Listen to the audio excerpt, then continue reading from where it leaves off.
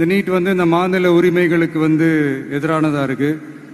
நீங்கள் 1975க்கு முன்னாலே பார்த்தீங்கன்னா இந்த கல்வி மாநில பட்டியலில் தான் இருந்துச்சு.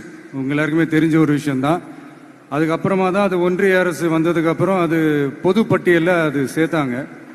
எனக்கு தெரிஞ்சு அதுதான் ஒரு முதல் பிரச்சனையாக ஒன்று ஸ்டார்ட் ஆச்சு. ரெண்டாவது பார்த்தீங்கன்னா ஒரே நாடு, ஒரே பாடத்திட்டங்கள், ஒரே தேர்வு. இது பேசிக்காவே அந்த கல்வி கற்கும் அந்த நோக்கத்திற்கே ஒரு எதிரான ஒரு விஷயமா நான் அதை பார்க்குறேன்.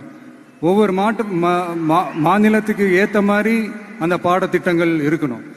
இது நான் மாநில உரிமைகளுக்காக மட்டுமே இதை நான் கேட்கல. நீங்கள் பார்த்தீங்கன்னா அந்த கல்வி முறையில் பல்வேறு கண்ணோட்டங்கள், பல்வேறு பார்வைகள், டிஃப்ரெண்ட் பர்ஸ்பெக்டிவ்ஸ்னு ஒன்று சொல்லுவாங்க இல்லையா, அப்படி அதுக்கு ஒரு முக்கியத்துவம் கொடுக்குற ஒரு விஷயமா அது இருக்கணுன்றதான் என்னுடைய பார்வை.